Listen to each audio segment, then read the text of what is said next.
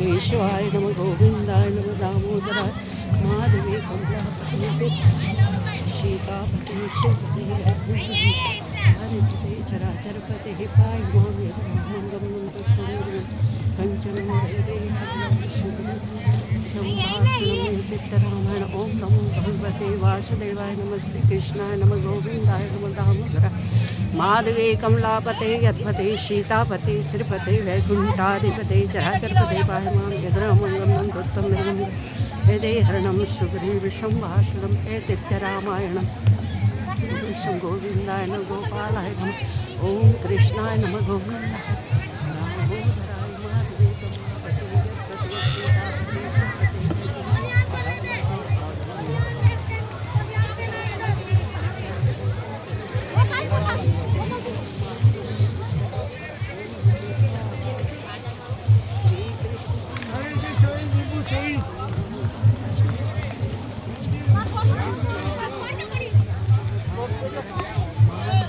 यत्पते सीतापते पते सीतापते श्रीपते वैकुंठाधिपते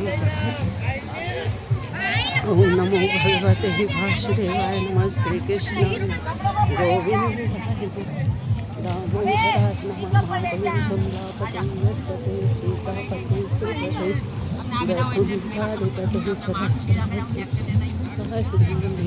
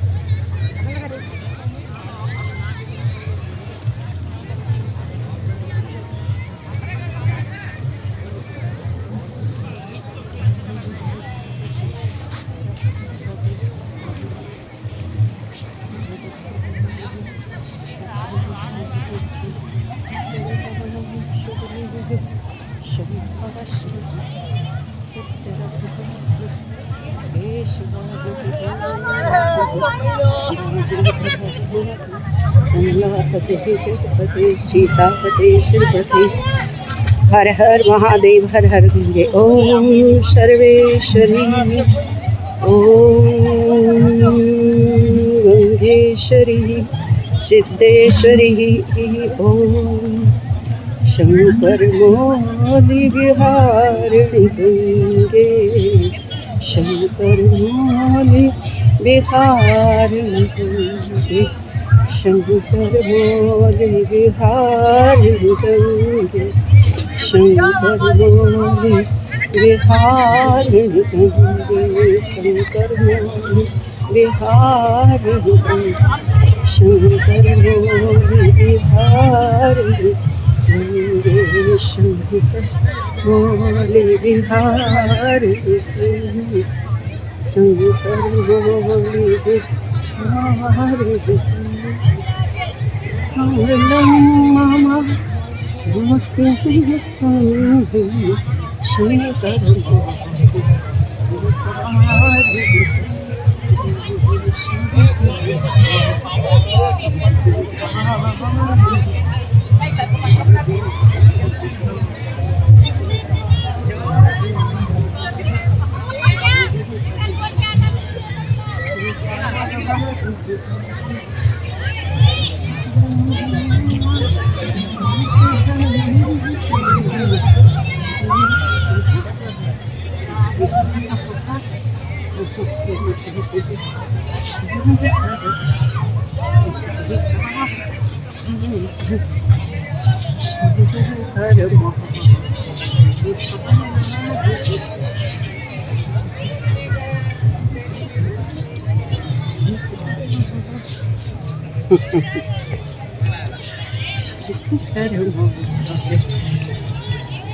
यहाँ पर आज वैकुंठ चतुर्दशी का त्यौहार मनाया जा रहा है और यहाँ पर बच्चों के लिए बहुत सारे खिलौने हैं और ये यहाँ पर माँ भगवती गंगा सबको रोज़गार भी दे रही है। और यहाँ पर जो पुण्य है वो तो है, जो धर्म है वो है ही, परंतु यहाँ की सबसे बड़ी विशेषता है कि जो गंगा का जो जल है कभी अशुद्ध नहीं होता और इसकी पावनता देखते ही बनती है। और लोगों के अंदर जो एक देवभूमि उत्तराखंड भारत के अंदर जो एक श्रद्धा है, एक विश्वास है, एक सनातन संस्कृति का जो परचम लहराता है, ये भक्तों के कारण ही है। संत और भक्तों का देश है भारत और यहाँ पर ये हमको देखने को मिल रहा है। और किस प्रकार से हम सब का जीवन यहाँ पर धन्य होता दिखता है। और ये अद्वितीय एक क्षण भारत के लिए होता है कि जब भारत यूं ही सर्वथा सर्वदा ही जो है पावनता का देश रहा है, आध्यात्मिक देश रहा है। और यहाँ की जो एक स्पिरिचुअल जो लाइफ है, ये यहाँ की जो जीवन शैली, यहाँ का जो एक पैटर्न है, ये देखते ही बनता है कि लोग किस तरीके के जीवन को जीना पसंद करते हैं और किस तरीके के जीवन को जीते हैं। तो ये बहुत सुंदर यहाँ पर पीपल और आम के जो वृक्ष लगे हैं बहुत ही दिव्यता और भव्यता दिखाते हैं। और यहाँ की जो वन संपदा है, प्राकृतिक संपदा है, वह देखते ही बनती है। ये बहुत सुंदर यहाँ पर जो मणिकर्णिका घाट, यहाँ पर जो त्रिवेणी घाट है, यहाँ पर गंगा की एक तो त्रिवेणी का मतलब है 3 धाराओं में गंगा का बहना। एक जो प्रथम जो यहाँ पर जो हमारे समक्ष है, यहाँ पर भक्त लोग स्नान कर रहे, और दूसरी जो मेन गंगा है वो बीच में है, और इसके बाद भी एक और ऐसी त्रिवेणी बनी हुई है। तो इसीलिए इसका नाम त्रिवेणी है, क्योंकि 3 धाराओं में बहने वाली यह गंगा है। और ये जो भगीरथी है निश्चित ही सबके पुरखों को तराने वाली और सबका जीवन धन्य और धन वैभव से भर देने वाली है। स्वरोजगार का भी एक ऐसा माध्यम है। यहाँ पर अनन्य लोग हैं, जो गरीब लोग हैं, जो दुकानें नहीं ले सकते हैं, किराए पे जो नहीं दे सकते हैं, उनके लिए भी यहाँ पर इन्होंने यहाँ पर डिब्बे लगा के लोग बैठेंगे गंगा के घाट पे। तो माँ भगवती गंगा जो है इंदु सरोवर से लेके सिंधु सरोवर तक न जाने अनंत जीवों का भरण पोषण करती है और उत्तर भारत की संपन्नता और समृद्धि का प्रतीक है। और देवभूमि उत्तराखंड इसका एक सटीक उदाहरण है कि यहाँ की जो समृद्ध संस्कृति है, यहाँ किसी के पहचान के मोहताज नहीं है। तो ये बहुत ही सुंदर दिव्यता और भव्यता ली हुई ये संस्कृति है। और यहाँ पर भक्तों का बहुत बड़ा तांता लगा हुआ, और हम देख पा रहे हैं कि ये जो सुनाम धन्य जो माँ भगवती गंगा है, इनका जो सदैव पदार्पण यहाँ पर बना रहता है और अनन्य भक्तों के जीवन भक्तों की सफलता, साधकों की सफलता का प्रतीक भी है। और ये बहुत एक आदर्श है कि जीवन में अगर बनो तो गंगा की तरह बनो, पवित्र बनो तो गंगा की तरह बनो, पावन बनो तो गंगा की तरह बनो। और यदि धर्मार्थ भी, धर्म को भी, धार्मिक भी यदि बनना है तो गंगा की तरह बनो, अटल बनो, निश्चल बनो। तो ऐसे जो गंगा है भगीरथी हमको सदैव ऐसे पुण्यों को दर्शाती है, ऐसे लोगों को दर्शाती है और हमारे जो जीवन को धन्य करती है। ये बहुत ही सुंदर एक पावनता लिए हुए, धार्मिकता, स्पिरिचुअलता लिए हुए ये हमको जीना सिखाते हैं। एक प्रेरणा स्रोत है कि निरंतर चलते रहो। इस जीवन को यदि समृद्ध बनाना है तो आपको निरंतर चलना पड़ेगा। तो ये गंगा हमको बताते हैं कि इस प्रकार के जो भावनाएं, इस प्रकार के जो कार्य हैं। और यहाँ पर ये नहीं कि कोई बिरदी आते होंगे, संती आते होंगे या भक्ति आते होंगे। यहाँ पर आम जन से लेकर छोटे बच्चों से लेकर के बाल स्वरूप में बच्चे जब जिस चीज़ को देखते हैं फिर वो वैसे बन जाते हैं। तो इस प्रकार की जो एक स्पिरिचुअलता यहाँ पर है ये हम देखते हैं। तो यहाँ की जो एक समृद्ध संपन्न जो समृद्ध जो सनातन संस्कृति है यहाँ पर देखने को मिलती है। तो गंगा त्रिवेणी के रूप में उनका सदैव यहाँ पर हम दिग्दर्शन करते हैं, सुदर्शन करते हैं और हम सबको सुख और समृद्धि देने वाले भारत के लोगों की एक पहचान कहेंगे। गौमुख से निकली हुई गंगा भागीरथी। और चूँकि आज वैकुंठ चतुर्दशी यानी कि देवताओं की दिवाली है, तो ये देवताओं की दिवाली के नाम से जिस प्रकार से मनुष्यों की दिवाली होती है, ऐसे देवताओं की भी दिवाली होती है। तो आज वैकुंठ लोक में आज दिवाली चल रही है। और यहाँ भारत में जो पृथ्वी लोक में जैसे स्वर्ग कहा जाता है देवभूमि उत्तराखंड में, यहाँ पर हम लोग भी दिवाली देख रहे हैं और दिवाली कर रहे हैं। यहाँ पर दीपदान किया जाता है और कहते हैं कि जो साल भर में दीपदान नहीं कर सकता है, वो 365 दिनों का एक ही दिन में 365 दिन में दीप जलाने का जो आज जो वरदान मिलता है, जो पुण्य मिलता है, जो धर्म और संस्कृति का जो समागम होता है, वह हमको एक दिन में ही 365 बातियाँ लेकर के दीपदान करना चाहिए। और परिवार में जितने सदस्य होते हैं उतने सदस्यों के 365 बत्तियाँ लेकर के दीपदान किया जाता है, ताकि साल भर का जो अक्षय पुण्य है वो प्राप्त हो सके। तो ऐसे जो अभी जो बाहर से भी लोग आए हैं, बहुत कुछ बच्चे तो एंजॉय के मूड में हैं, कुछ लोग एंजॉय के मूड में होते हैं, परंतु उद्देश्य सबका है कहीं ना कहीं बच्चा सीख रहा है कि भारत की संस्कृति है, ये भारत की जो अक्षुण्ण संस्कृति है, तो ये हमारे जीवन में ये भक्तजन हैं और ये हमारे जीवन में कहीं ना कहीं एक अटैचमेंट तो इस धर्म का, संस्कृति का, इस समाज का जरूर निश्चित तौर पे पड़ता है। तो ये हम देख रहे हैं बहुत ही ये सुंदर यहाँ पर है। और यहाँ पर बहुत तादाद में जो है संस्कृत महाविद्यालय है, जहाँ बच्चे संस्कृत का अध्ययन कर रहे हैं, भारतीय संस्कृति को समझ रहे हैं, सुन रहे हैं, पढ़ रहे हैं और इस पे आगे काम कर रहे हैं। तो ये बहुत सुखद परिणाम देने वाली भारतीय संस्कृति जो है मानवता का और वसुधैव कुटुंबकम की भावना से लेकर के सब में ओतप्रोत कर देने वाली ऐसी जो एक संस्कृति है भारतीय संस्कृति, इसका कोई भी विकल्प नहीं है। ये केवल संकल्प की संस्कृति है, ये बिना विकल्प इसका कोई विकल्प नहीं है। जिस प्रकार से ईश्वर का कोई विकल्प नहीं। एक व्यक्ति पूछता है कि आप कैसे मानते हैं कि भगवान है, तो दूसरा व्यक्ति पूछता है कि आप कैसे मानते हैं कि भगवान नहीं है। तो यही सामंजस्य बिठाने की एक कोशिश होती है धर्म में कि हम भगवान के प्रति अपने आस्था और भावनाओं से लेकर के भगवान को माने। भगवान तो है, कोई ना कोई बीटो पावर तो है जो इस संसार को चला रही, इस बीटो पावर तो है जो संपूर्ण सृष्टि को ही, ब्रह्मांड को, संपूर्ण ब्रह्म को चलाती है। तो ये जो है एक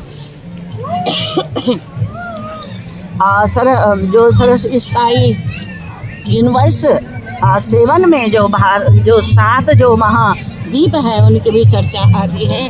तो भगवान शंकर और पार्वती ने जिन महाद्वीपों में 7 महाद्वीपों में यात्रा की है और विवाह के बाद जहाँ जहाँ वो गए वहाँ जो भगवान गए हैं वहाँ के दर्शन हम करते हैं और इनके दर्शनों के अक्षय पुण्य की प्राप्ति होती है। तो ये बहुत ही सुंदर एक हमारे जीवन में एक ऐसी प्रेरणा है, एक ऐसा स्पंदन है इस संस्कृति के भीतर, क्योंकि इस ग्रह तिथि जो यहाँ जो एक प्रकृति जो होती है किन किन अवयवों से, किन तत्वों से कब परिपूर्ण होती है।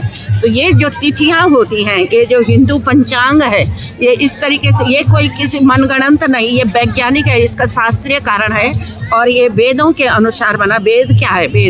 वेद भी प्राकृतिक घटनाओं के चक्र में बने हुए हैं कि प्राकृतिक जितनी घटनाएं हुई, चाहे दैविक घटनाएं हुई, चाहे प्राकृतिक घटनाएं हुई, भौगोलिक घटनाएं हुई हैं, इन घटनाओं का सभी का एक ही वो है कि प्रकृति कब कब घटित होती है। जैसे हम कहते हैं दैवी संपदा, दैवी कोप, दैवी प्रकोप, दैवी प्रसन्नता, ये बहुत सारी चीज़ें हैं जो हमको समाज के भीतर ये लगाते देखते हैं हम कि कहाँ से बहुत दूर से लोग जुड़े हुए हैं। और ये पूरा गंगा का जो है त्रिवेणी घाट यहाँ पर भक्तों से परिपूर्ण हो रखा है। तो बहुत आनंद आता है कि भारत के लोग अपनी संस्कृति को जीवांत स्वरूप में जीते हैं। पहले तो पूर्व जमाने, अब कलयुग में एक कारण ये भी है कि आप कलयुग का थोड़ा भजन भी कर ले तो ये हजारों यज्ञों के बराबर है, ये हजारों गुना यज्ञ करने पे भी प्राप्त नहीं होता है। जो हम एक क्षण एक पल ईश्वर को अपने मन मानसिक स्थिति से जोड़कर उनके स्पंदन में बनते, उस तरंग में जाते, उस उमंग में जाते, उस भाव और उस विचार में जाते हैं, तो निश्चित ही एक स्पंदन हमारे जीवन में होता। हम इस जो स्पिरिचुअलता है, एक जो आध्यात्मिकता है, इसको प्राप्त करते हैं। तो कलयुग में जो है ये बहुत ही प्रभावशाली है। तो ऐसे जब हम अपने जीवन को बनाना चाहते हैं, सब वैभवशाली जीवन है। अभी माता हैं जन न जाने कहाँ से आई हैं सब, और देश विदेश से होकर के इस भारत की संस्कृति को जानने लगे, भारत के प्रकृति में अपने आप को, अपने जीवन को तपा रहे। ये जो समृद्ध संस्कृति है भारत की, हम बार बार कहते हैं कि भारत जैसा समृद्ध और संपन्न, आर्थिक हो चाहे राजनीतिक हो चाहे धार्मिक हो चाहे किसी भी प्राकृतिक संपदाओं से भी लें, तो ऐसा भारत जैसा कोई देश है नहीं अभी तक। हम बाहर भी गए, हमने बाहर की दुनिया भी देखी है, लेकिन हमने बाहर में ऐसा कोई ऐसी उम्दा चीज़ नहीं पाई है। भारत जैसे भिन्नता में एकता का देश कहा जाएगा, इसे एक गुलदस्ता कहा जाएगा।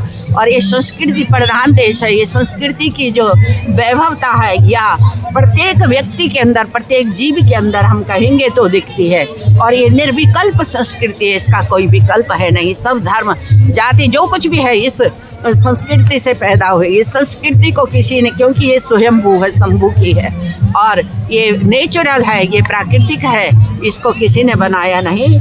और ग्रह नक्षत्रों बाण भट्ट से लेकर के जो हमारे मैथमेटिक है, जो शून्य है, जो जीरो है, इसकी जो उत्पत्ति के कारक है भारत ही है। उसके बाद किसी ने एक से गिनती शुरू की है, परंतु भारत को श्रेय जाता है, पहले शून्य है, उसके बाद सारे अंक हैं। तो जिसने मूल ढूंढ लिया, तो इसी प्रकार से भारत की जो संस्कृति है ये संपूर्ण ब्रह्मांड की मूल है। और यूँ भगवान जो यहाँ पर बार बार आते हैं, अवतार लेते हैं, तो हम कह सकते हैं कि ये भारत जो है धरती का ही नहीं, अपितु ब्रह्मांड का ही स्वर्ग है। और आज जो हम जो कार्य करते हैं, जो आज के दिन पर, क्योंकि ये तिथियों का मिलना होता है कि प्रकृति जब चेंज होती, परिवर्तित होती है, तब तिथियों का आवागमन होता है। तो 15 दिन इसमें जो है शुक्ल पक्ष होता है, और 15 दिन जो है इसमें कृष्ण पक्ष होता है। तो 2 पक्ष जो भारत के हैं, और ये प्राकृतिक है। आप देखेंगे, इससे चंद्रमा से आप अंदाज़ा लगा सकते हैं। चंद्रमा जब बढ़ती है तो शुक्ल पक्ष होता है, चंद्रमा का जब घटना होता है तो कृष्ण पक्ष होता है। तो ये बहुत ही सुंदर एक हमारी संस्कृति, प्राकृतिक संस्कृति, इससे बड़ा कोई उदाहरण हो नहीं सकता। कृष्ण पक्ष और शुक्ल पक्ष को लेकर के अगर हम जाएं और इसको एक सैद्धांतिक तरीके से भी देखें, वैज्ञानिक तरीके से भी देखें, इसे शास्त्रीय तरीके से देखें। शास्त्र तो बहुत बड़ा है, शास्त्र सबके बस की बात नहीं समझना। विज्ञान एक बूंद है शास्त्र की, परंतु तोड़ तोड़ कर ही कोई कैसे भी सीखे पर सीखे। इस संस्कृति को किसी को जीना आए तो सब सर्वोत्तम बात है, क्योंकि हमारा जीवन तभी समृद्ध होता है जब किसी संस्कृति को जो है सिद्धांतों के अनुरूप जीते। ये हमारी एक जीवन शैली, ये हमारे भारत की जो वास्तविकता है यहाँ है। तो ये भारत की जो वास्तविकता है, ये निर्विकल्प संस्कृति है, समृद्ध संस्कृति है। ये अन्यत्र किसी भी देश में, कहीं भी ब्रह्मांड में कहीं भी ये चीज़ दिखाई नहीं देती जो भारत में होती है। कदाचित इसीलिए देवता भी बार बार जन्म लेते हैं और इस भारत में आने का उनका मन करता है, और वो भी हिमालय क्षेत्रों में। तो देवादिदेव का बसेरा तो कैलाश में ही है।